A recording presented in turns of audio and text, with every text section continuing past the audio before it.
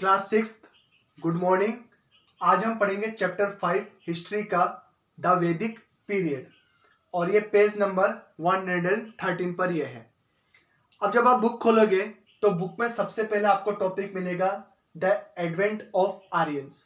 ठीक है, और हमारा जो टॉपिक का नाम है यह है वैदिक पीरियड। तो हम लोग वैदिक काल के समय में की बात हम यहाँ पर पढ़ेंगे। ठीक है, कि वैदिक पीरियड क्या है, वैदिक पीरियड में कौन कौन से वेदों की रचना हुई, इस सब के बारे में पढ़ेंगे। परंतु वेदों का विकास कैसे हुआ या वेदों की रचना कैसे हुई। ठीक है, तो देखो सबसे पहले बात आती है आर्य की। ठीक है, आर्य लोगों की।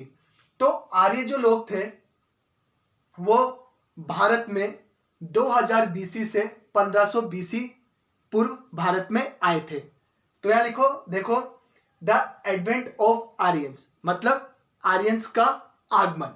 कि आर्य जो लोग हैं वो भारत में हिंदकुश पर्वत से भारत में आए थे। ठीक है, तो ये आपका हिंदकुश पर्वत श्रेणी है पूरी की पूरी, जहां पर सिंधु नदी प्रवाहित होती है।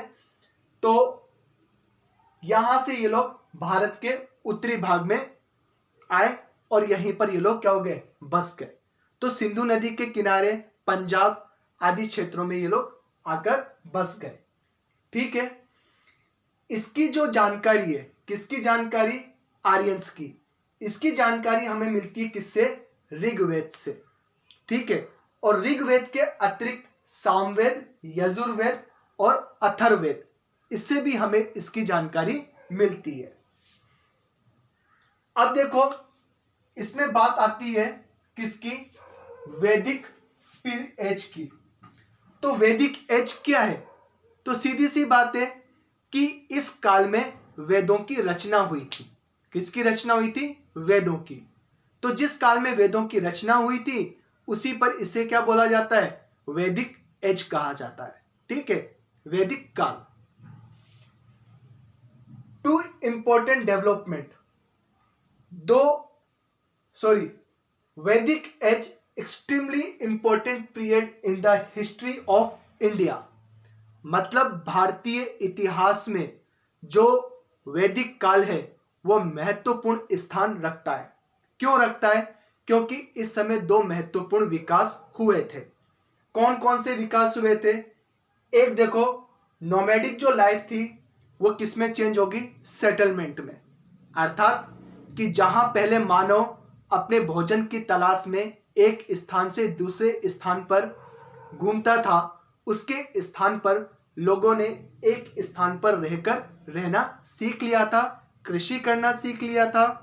ठीक है, और दूसरा जो था progress in the political, social and religious field. और साथ ही साथ में राजनीतिक, सामाजिक और धार्मिक जो विकास थे वो इस काल में हुए थे। ठीक है, तो लोगों ने पॉलिटिकल में, रिलीजियस में और साथ ही साथ में आपके धार्मिक जो चीजें हैं उसमें इन्होंने रुचि लेना शुरू कर दिया था।